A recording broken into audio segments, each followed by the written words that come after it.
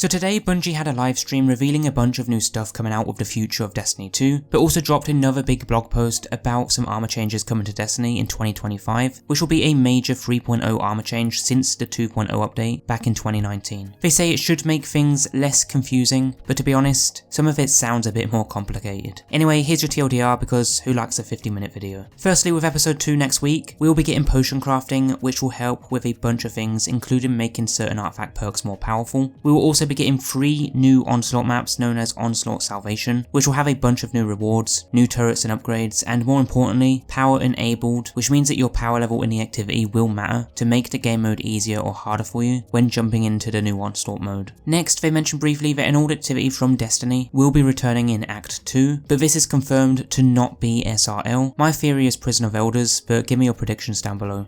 We're going to go ahead and bring back an activity, but we're not going to tell you anything outside of that. After that, they showcased the return of skimmers, with the next skimmer being available in week 1 from Xur for 97 strange coins, so make sure to save up those if you want that skimmer. But lastly, Festival of the Lost will return this month with the new wizard armor set. As for Frontiers in 2025, they talk about expansions being equivalent to the size of Rise of Iron from Destiny 1, and this has now been confirmed. These expansions are going to be medium-sized. Can you help us understand a little bit more about what that means? And to answer your question directly, the way we're kind of looking at the size of these is similar to like Rise of Iron from Destiny 1. They do go on to talk about how the expansion will play out and feel, and that it will have a unique campaign experience, as well as post-campaign activities similar to those that you find on the Pale Heart, which you can discover at your own pace and do whatever you want to do first. So it will be player progression based rather than time gated. And also that starting with Revenant, the story beats will slowly start to shift away from the classic go talk to Ikora, then go back to the Helm, then go back to Ikora and that sort of stuff. So by the time Codename Apollo comes out, that whole format loop should be essentially gone. Moving on, they talk about the next generation armor, also known as Armor 3.0. This will include a whole stat rework to armor to better build armor and decide what to invest in for specific builds. This includes a bunch of new armor stats and changes to existing ones, so the overall armor won't feel pointless by having too little stats, but also won't feel like a must-have either. But these stats will now go to 200 points with unique perks that allow for things like the chance to get an extra melee charge when you get a melee, and that will trigger if your stats are higher than 100 points. But every point invested will matter. They do talk about set bonuses coming too, which is where the grind will probably be, so that you can chase after a specific set of armor to really build a unique and powerful build, like having the ability to increase DPS with shotguns and fusion rifles and stuff like that. Lastly, they confirm that old armor will be changed as little as possible, but it will probably mess up your current builds. Exotic armor won't have the Armor 3.0 change in place straight away, but eventually will get some kind of new design. And then vault space is a problem that they know about, and that they're trying to work on a solution that enables long-term storage. Quite a lot of news today, but what do you guys think?